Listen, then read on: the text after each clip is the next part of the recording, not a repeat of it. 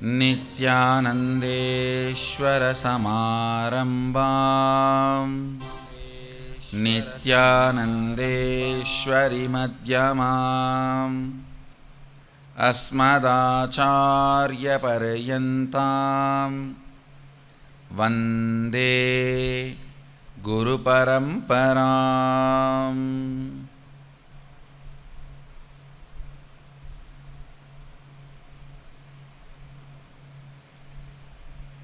உங்கள் அனைவரையும் வணங்கி வரவேற்கின்றேன். உலகம் முழுவதிலும் இருமுனை காணொளி காட்சியின் வழியாகவும்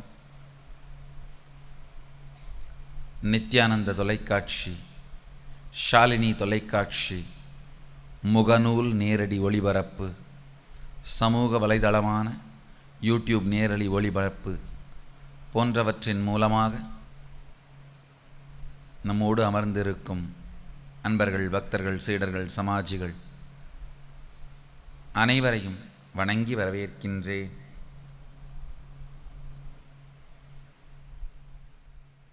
மகாதேவ ரகசியம் கடந்த சத்சங்கங்களின் தொடர்ச்சியாக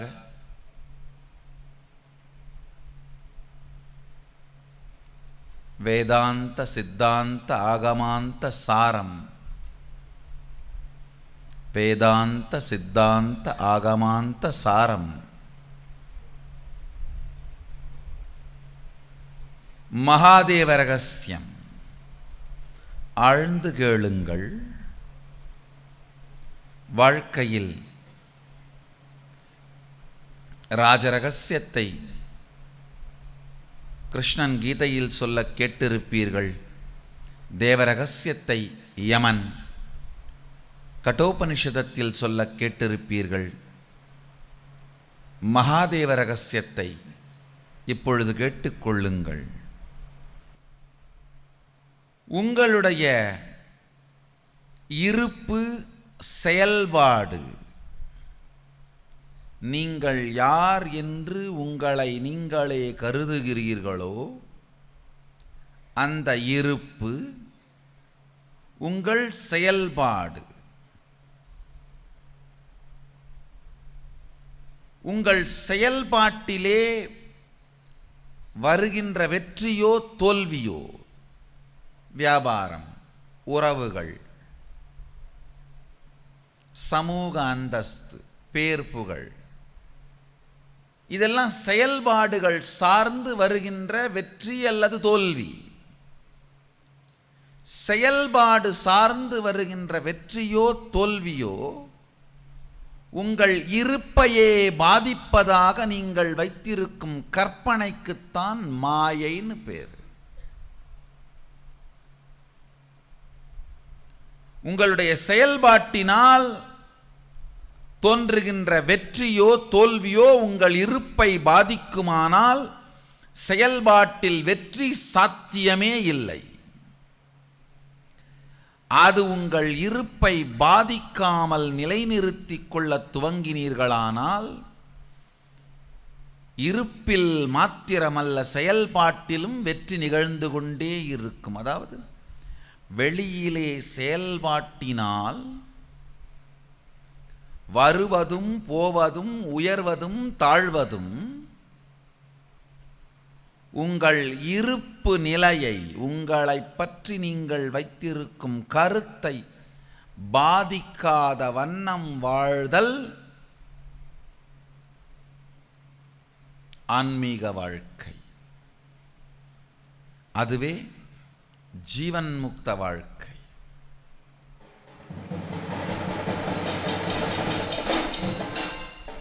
செயல்பாட்டின் உயர்வும் தாழ்வும், விருப்பும் வெறுப்பும் உங்களுடைய இருப்பு நிலையை பாதிக்காமல் மன உளைச்சல், மன அழுத்தம், மனக்கொந்தளிப்பு, மனமாற்றம் போன்றவைகளை உங்களுக்குள் நிகழ்த்தாமல்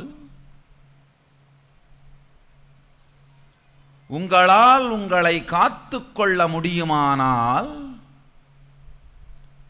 நீங்கள் உங்களை காத்துக்கொள்ள துவங்குவீர்களேயானால் உங்களுடைய செயல்பாட்டின் மேம்பையும் செயல்பாட்டில் மேம்பாடையும் செயல்பாட்டில்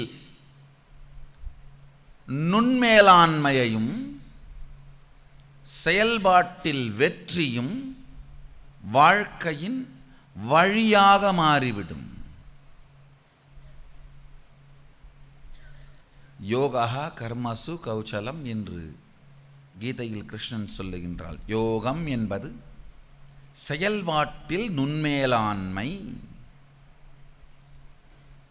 யோகா கர்மசு கௌசலம். யோகம் என்பது செயல்பாட்டில் நுண்மேலாண்மை.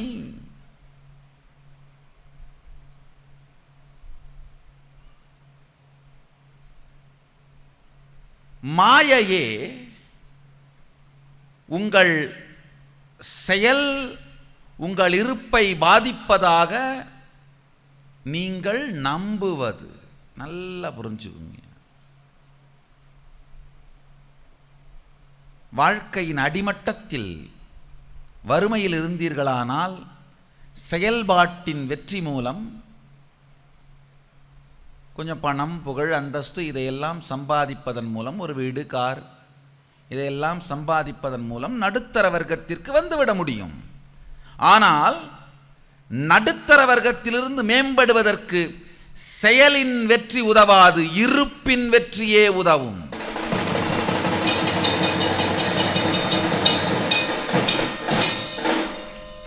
ஒரு நடுத்தர வர்க்க நிலைக்கு வந்துவிட்டீர்களானால்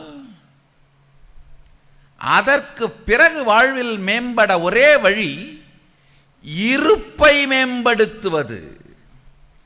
செயல்பாட்டின் மேம்பாடும் செயல்பாட்டின் வெற்றி தோல்வியும் இருப்பை பாதிக்கின்ற வகையில் இருக்கின்ற வரை நீங்கள் நடுத்தர வர்க்கத்தை சார்ந்தவர்களாகவே வாழ்ந்து சாவீர்கள். ஆழ்ந்து தெரிந்து கொள்ளுங்கள். வாழ்க்கையை நடுத்தர வர்க்கமாய் துவங்குவதில் தவறில்லை, நடுத்தர வர்க்கமாய் சாவது பெருந்தவறு. தலைமை எந்த துறையாக இருந்தாலும் தலைமை தன்மை, அரசியலாகட்டும், சமூகமாகட்டும், ஆன்மீகமாகட்டும், அறிவாகட்டும், தெளிவாகட்டும், தலைமைத்தன்மை செயலால் வரும் இன்பு துன்புக்கு அப்பாற்பட்டு செயலால் வரும் இன்பாலும் துன்பாலும்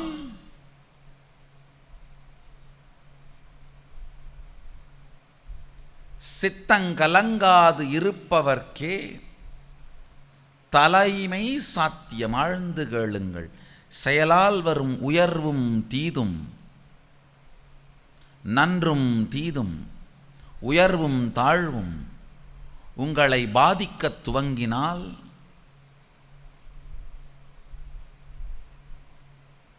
தொடர்ந்த மன உளைச்சல், துக்கத்தாக்குதல், பயத்தாக்குதல் போன்றவைகளினால் வாழுகின்ற சக்தியும் விருப்பமும் குன்றி நடுத்தர வாழ்க்கையாகவே நம் வாழ்க்கை கழிந்துவிடும். எப்பொழுது செயலின் உயர்வும் தாழ்வும், செய்கையின் நன்றும் தீதும் உங்கள் இருப்பு நிலையை அசைக்க முடியாது இருக்கத் துவங்குகிறீர்களோ அப்பொழுதே வாழ்வை வாழ்வதற்கான சக்தியும் விருப்பமும் நமக்குள் தெளிவாக இருக்கும். ஆழ்ந்து கேளுங்கள்.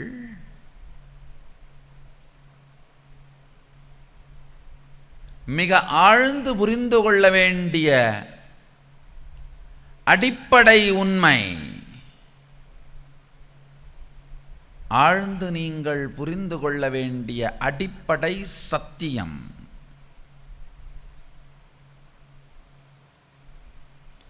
மகாதேவ ரகசியத்தின் முதற் பகுதி இருப்பு வேறு, செயலால் வரும் நன்றும் தீதும் வேறு.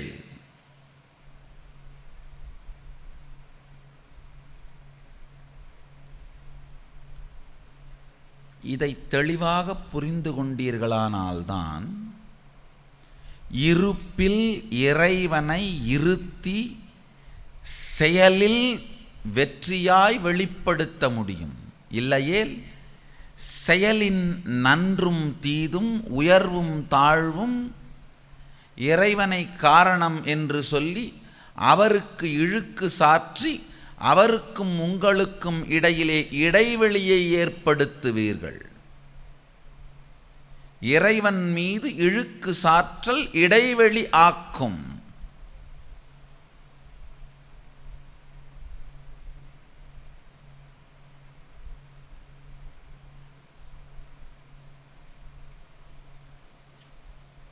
மனிதனுடைய மிகப்பெரிய பிரச்சனை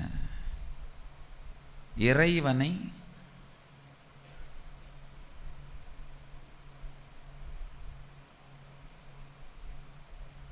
இழிப்பதற்கும் பழிப்பதற்கும் பொருளாக உபயோகப்படுத்த துவங்குவது. நாம் நினைத்தது நினைத்தபடி நடக்கவில்லை என்றால் இறைவனை பழித்தல். பரீட்சையில் பாஸ் ஆனால் தேங்காய் உடைக்கிறது, ஃபெயிலானா பிள்ளையாரையே உடைக்கிறது. ஆழ்ந்து தெரிந்து கொள்ளுங்கள், நினைத்ததை நினைத்தபடி நிறைவேற்ற இறைவன் காத்திருக்கின்றான். அதன் அறிவியல் தெரிந்து நினைப்பவர்க்கு.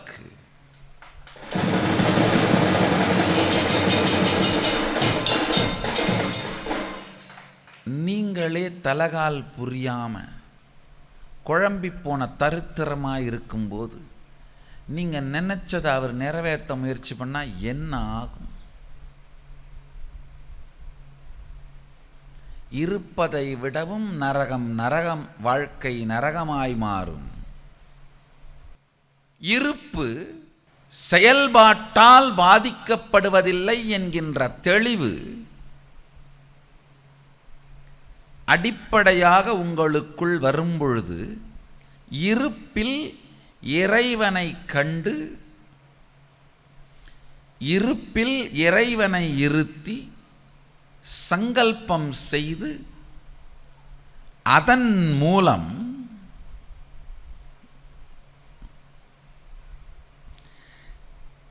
இறை சக்தியை, சதாசிவன் சக்தியை செயலிலும் வெளிப்படுத்துவது சாத்தியமாகும், சத்தியமாகும்.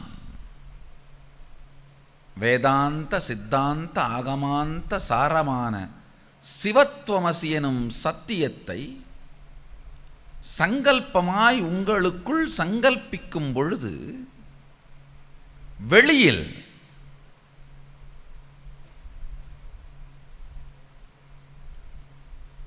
உங்கள் வாழ்க்கையில் உங்கள் உள்ளில்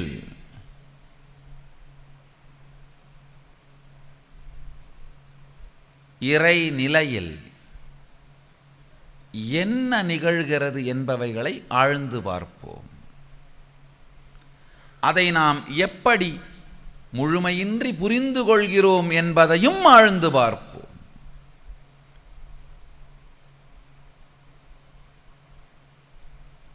சிவத்வமசி, நீங்களே சிவமாக இருக்கிறீர்கள். இந்த சிவத்வமசி எனும் மகாதேவ ரகசியத்தில் மொத்தம் மூணு பேர் தான் சம்பந்தப்பட்டிருக்காங்க. ஒன்று சதாசிவன், இன்னொன்று அவருடைய வடிவமாக இருந்து இந்த சத்தியத்தை உங்களுக்கு அனுபூதியாக மாற்றுகிற குரு, மூன்றாவது நீங்கள். இந்த 3 பேர் தான் இதில் சம்பந்தப்பட்டிருக்கீங்க. இந்த 3 பேருக்குள்ளும் உண்மையிலேயே உள் உணர்வில் என்ன இருக்கிறது, ஆனால் அதை நீங்கள் எப்படி புரிந்து கொள்கிறீர்கள் என்பதை புரிந்து கொண்டாலே இந்த மகாதேவர் ரகசியம் விளங்கும்.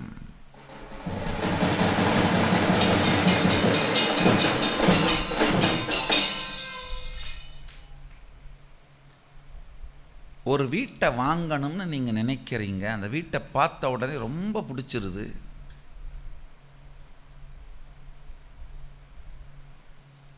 ஆனால் உங்களுக்கு பயம், நாம் ரொம்ப பிடிச்சிருச்சுன்னு சொன்னால் இந்த வீட்டு விலை 1 கோடி, ஆனால் ஓனர் 5 கோடி கேட்பாரேன்னு.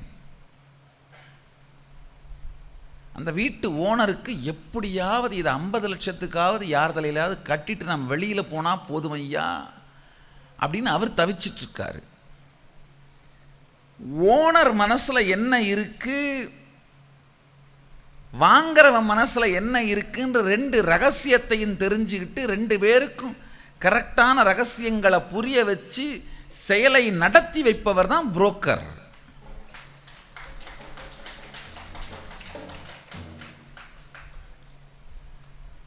வாங்கணும்னு நினைக்கிறவர்கிட்ட போய், அப்பா உனக்கு ரொம்ப பிடிச்சிருக்குன்னு எனக்கு தெரியுது, கவலையே படாத.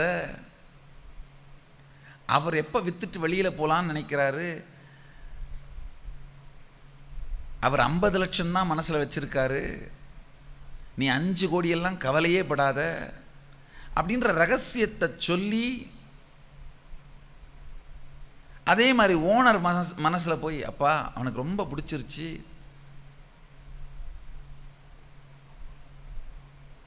வாங்குவானோ வாங்க மாட்டாரோன்னு பயப்படாதீங்க, நீங்கள் மனசில் நினைக்கிற விலையான 50 லட்சத்தை விட 60 லட்சமே சொல்லி வாங்கி கொடுக்குறேன் அப்படின்னு அவருக்கும் தைரியம் கொடுத்து வேலையை சுமூகமாக முடித்து இருவருக்கும் ஒருவரை பற்றிய ரகசியங்களை சொல்லி வேலையை முடிக்கிறவர் தான் நல்ல புரோக்கர், நல்ல தரகர். இப்போ நீங்கள்லாம் நினச்சிட்ருக்கீங்க உள் மனசில், சிவமே நாம்னு சொன்னால் சிவன் கண்ணை குத்திர மாட்டாரா, அவருக்கு கோபம் வந்துடாதா, என் தகுதி என்னன்னு கேட்க மாட்டாரா, 2 நாளைக்கு முன்னாடி கறி தின்னுட்டு தண்ணி அடிச்சுட்டு படுத்திருந்தேனே நான், இப்படி இருக்கிற என்னைய சிவம் நானுன்னு சொன்னால் அவர் ஒத்துப்பாரா, இல்லாத சந்தேகங்கள், மனக்கலக்கங்கள். நான் சிவன் என்ன நினச்சிட்ருக்காரு, நீ என்ன பண்ணா என்னடா, உன்னுடைய உயிரில் நான் வெளிப்படணும்னு நினைக்கிறேன், உன் உயிரை மட்டும் நான் இருப்பதற்கு அளிக்க மாட்டாயா,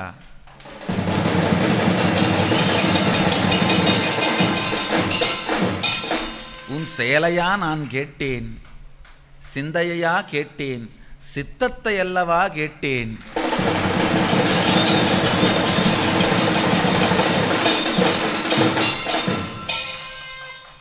அவர் ஒரு மூடில் உட்கார்ந்துருக்காரு, இவங்க ஒரு மூடில் உட்கார்ந்துருக்காங்க. ஆனால் இந்த 2 பேரோட மூடு ரகசியத்தையும் தெரிஞ்சவர் குரு.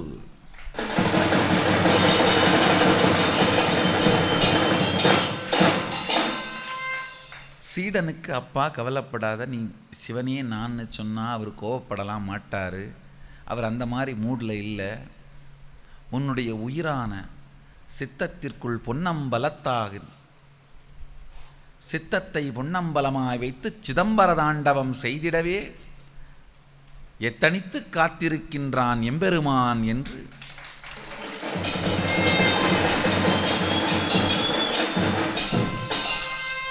தராதரம் கேளான், தகுதியும் கேளான், பலனும் கேளான், பலவும் கேளான், ஏதும் கேளான் என்பதை காட்டவே சுடலையிலும் தாண்டவம் செய்திருக்கும் சுந்தரப் பெருமகன்.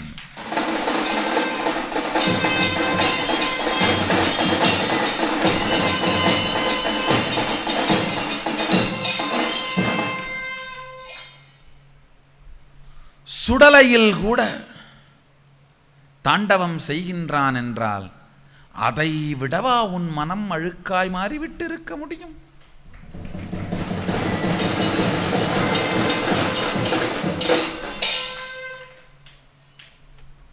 என்று மகாதேவன் உள்ளத்திருப்பதை உனக்குச் சொல்லி உன் உள்ளத்தில் இருப்பதை பெருமானுக்கு தெரிவித்து என்னவெல்லாம் உங்களுக்குள் சந்தேகங்கள் இருக்கின்றதோ, தவறான கருத்துக்கள் இருக்கின்றதோ, அதையெல்லாம் அழித்து தெளிவாக்கி சிவத்வமசி எனும் அனுபூதியை உங்களுக்குள் மலரச் செய்பவர்தான் குரு.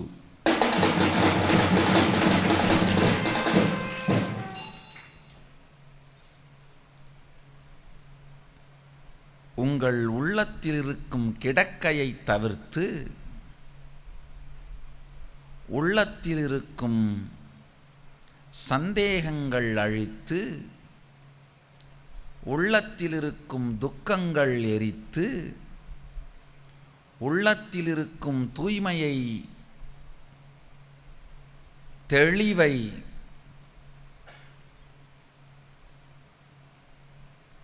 மலரச் செய்து உங்களுக்குள் சிவத்வமசி எனும் அனுபூதி மலர்வதற்காக எம்பெருமான் இருப்பு நிலையில் இருக்கும் இரகசியங்களை உங்களுக்கு சொல்வதுதான் இந்த மகாதேவ ரகசியம் எனும் சத்சங்கத்தின் காரணம்.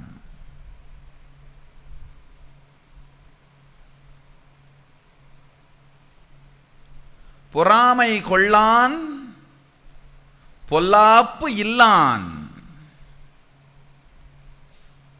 நல்லாப்பு செய்து நமனையும் அழித்து இருப்பும் இன்மையும்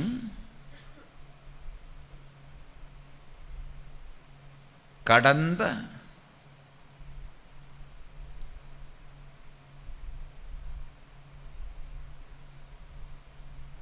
உங்கள் சித்தம் ஒன்றையே தன் சிதம்பரமாய் மாற்றி திருநடம் செய்திட காத்திருக்கும் கபாலீசன்.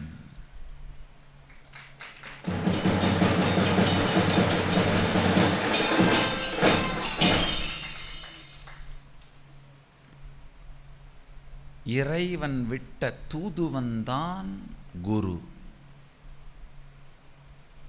இறை விடு தூதுவே குரு. சிவம் சீவனுக்கு விடும் தூது குரு.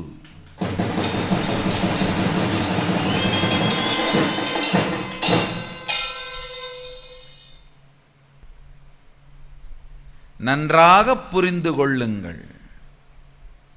மகாதேவ ரகசியத்தை உங்கள் எல்லோருக்கும் சொல்ல பெருமான் விட்ட தூதுவன் நான்.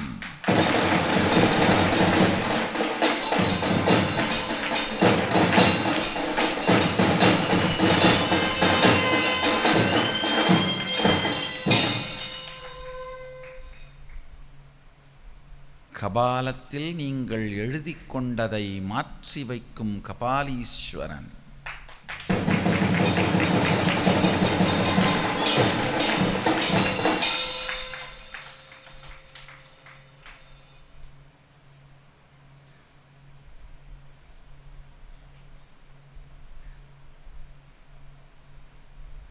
நீங்களாய் தாறுமாறாய் நிலை தடுமாறி எழுதி கொண்ட மூட எழுத்தெல்லாம் அழித்திடும்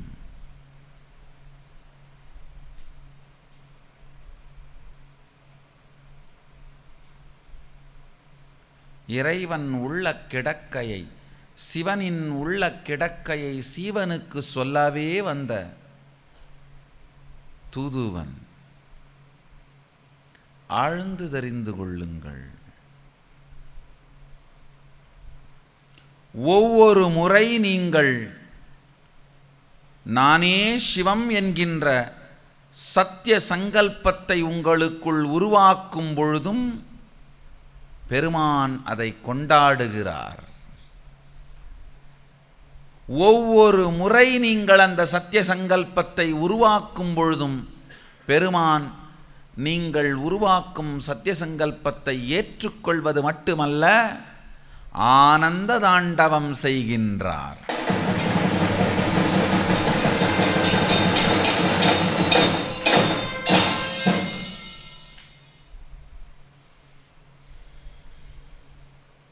சிதம்பரநாதனாய்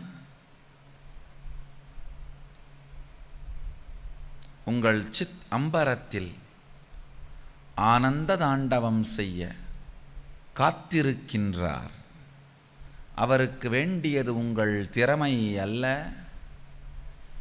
எதையெல்லாம் நீங்கள் வாழ்க்கையின் முக்கியமானவைகளாக கருதுகிறீர்களோ அவைகளெல்லாம் அவருக்கு எந்த விதத்திலும் உபயோகமில்லை.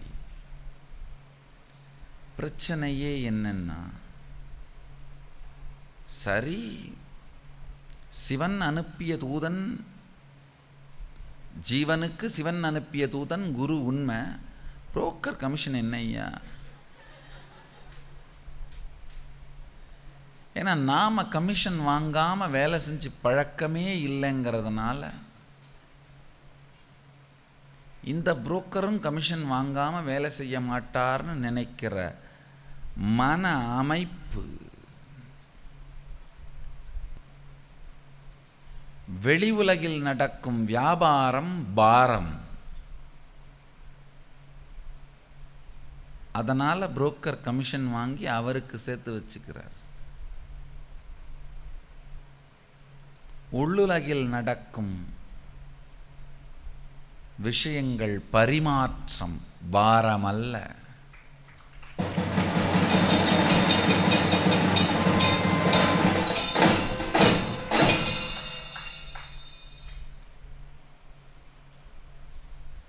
நீங்கள் என்று பெருமான் வருவார் என்று காத்திருக்கிறீர்களோ அதேபோல என்று நீங்கள் அழைப்பீர்கள் என்று எம்பெருமானும் காத்திருக்கின்றார்.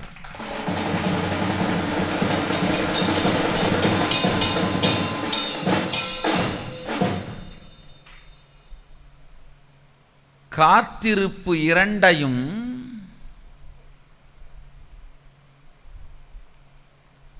ஒன்றாக்கி காற்றலை தவிர்த்து இருப்பை ஒன்றாக்கும் வேலையை செய்பவர்தான் குரு. இரண்டு புறமும் காத்திருத்தல் நிகழ்கின்றது. ஒரு புறம் அறியாமையினால், மறுபுறம் அழையாமையினால். சிவம் அழையாததால் காத்திருக்கின்றது, ஜீவன் அறியாததால் காத்திருக்கின்றது. ஜீவன் காத்திருக்கும் காரணம் அறியாமை, சிவம் காத்திருக்கும் காரணம் அழையாமை.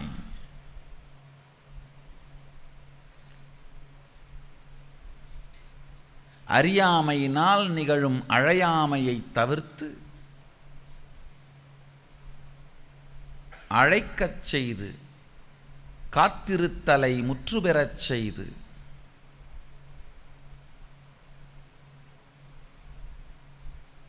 காற்றலை கற்றலாய் மாற்றி இருப்பை ஒன்றாக்கும் செயலே குருவின் செயல்.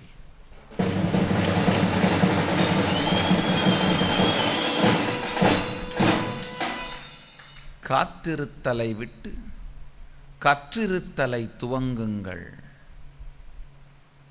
காத்திருத்தல் காலத்தை வீணாக்கும், கற்றிருத்தல் வாழ்க்கையை மலர வைக்கும். மகாதேவ ரகசியத்தை கற்று இருத்தல்.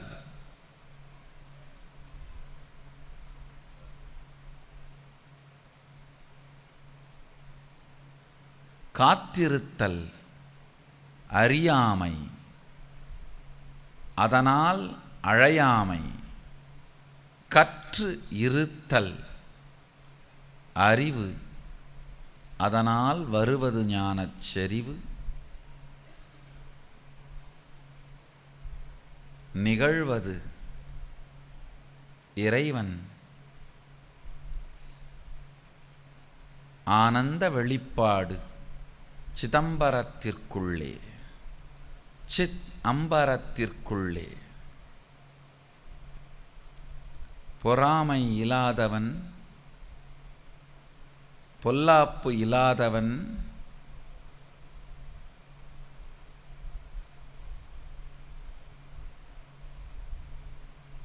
நிலத்தைத்தான் ஒருவர் பிடித்து கொண்டால் இன்னொருவருக்கு இருக்காதோ என்கின்ற பயம் உண்டு. நெருப்பிற்கு அந்த பயம் இல்லை. எத்துணை பேர் உள்வந்தாலும் அவர்களையெல்லாம் தனதாக்கி தானே தன்மயமாக்கிக் கொள்ளும் ஒருமை தன்மையின் வெளிப்பாடு நெருப்பு.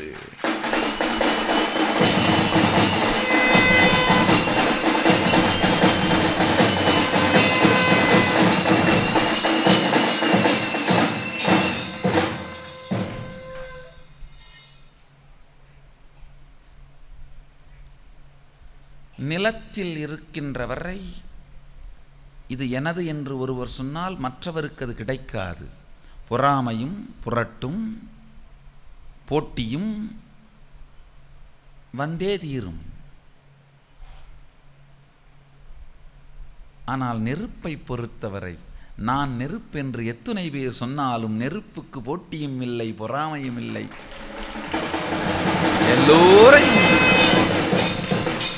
எல்லோரையும் தன்மயமாக்கிக் கொண்டு எத்துணை பேர் வந்தாலும் அதனால் மீண்டும் மீண்டும் பொங்கி ஒளிரும் சக்தி உடையது நெருப்பு.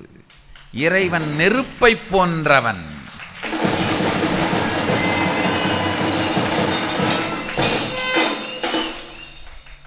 ஒருவன் அல்ல பொறாமையோடு திரிய ஒருமை தன்மை.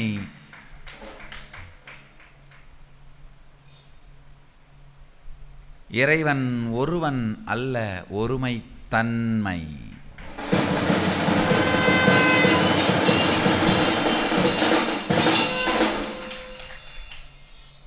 அதனால்தான் ஒருவன் என்றால் நானே நீ என்று சொன்னால் பொறாமை வந்தாக வேண்டும். ஒருமை தன்மை என்பதனால்தான் நானே நீ என்று சொன்னால் வாவென்று வாரி அணைத்து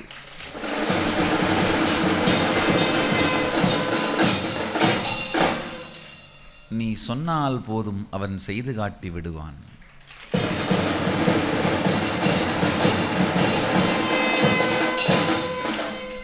சொன்ன வண்ணம் செய்யும் பெருமான்.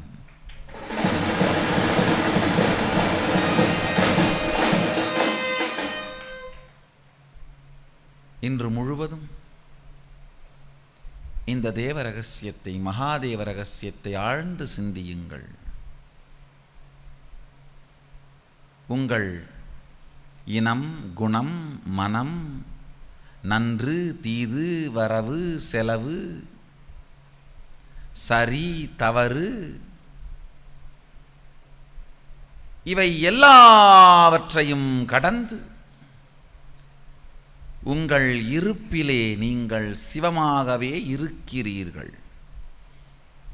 உங்கள் செயலும் அதன் விளைவும் உங்கள் இருப்புத்தன்மையான சிவத்தை தொடுவதும் இல்லை, சுடுவதும் இல்லை, பாதிப்பதும் இல்லை, பாதிக்கவும் இயலாது. இந்த சத்தியத்தை தொடர்ந்து சிந்தியுங்கள். கரும்பால் நாயினிக்கும் இச்சத்தியத்தை மனதால் விரும்ப மனமே இனிக்கும்.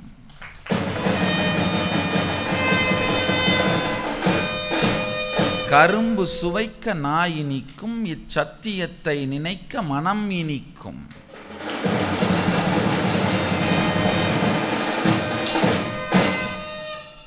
நாய் இனிக்க கரும்பு சுவைப்பது போலே மனம் இனிக்க இந்த சத்தியமான சிவத்வமசியை தொடர்ந்து சிந்தியுங்கள். அடுத்த 24 மணி நேரம் இந்த சத்தியத்தை தொடர்ந்து சிந்தியுங்கள். இதை அனுபூதியாய் அடைய விரும்புவோர்க்கு அருமையான ஒரு வாய்ப்பு. ஆகஸ்ட் 13, 14 நித்திய தியான யோகம் எனும் 2 நாட்கள் தியான முகாம் பெங்களூரு ஆதீனத்தில். அனுபூதி வேண்டுமென்று ஆவல் உடையவர்கள் வாருங்கள் பெங்களூருவிற்கு.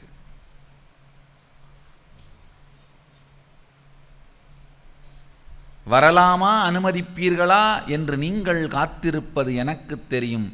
வருவீர்களா, வரமாட்டீர்களா என்று நான் காத்திருப்பது உங்களுக்கு தெரியுமா?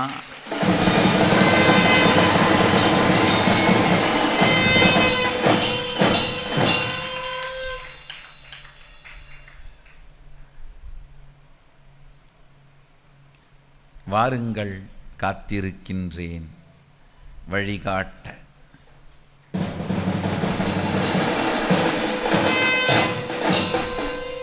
தொடர்ந்து மகாதேவ ரகசியங்களை அடுத்தடுத்த சத்சங்கங்களில் காண்போம். தினந்தோறும் மாலை 7 மணி முதல் நேரடி ஒளிபரப்பு, நேரடி சத்சங்கத்தின் ஒளிபரப்பிற்கு இணைந்திருங்கள். முகநூல் மூலமாக, ஷாலினி தொலைக்காட்சி மூலமாக, இணையதள சமூக வலைதளமான யூடியூப் மூலமாக நீங்கள் எல்லோரும் நித்யானந்தத்தில் நிறைந்து, நித்யானந்தத்தில் மலர்ந்து, நித்யானந்தமாகிட ஆசீர்வதித்து முடிக்கின்றேன். நன்றி. ஆனந்தமாக இருங்கள்.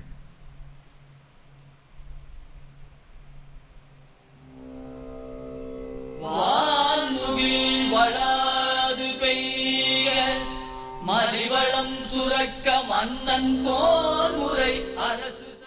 நித்யானந்த பீடம், பெங்களூரு ஆதீனம், ஆஃப் மைசூர் ரோட், பிடதி, பெங்களூரு. 08027279999.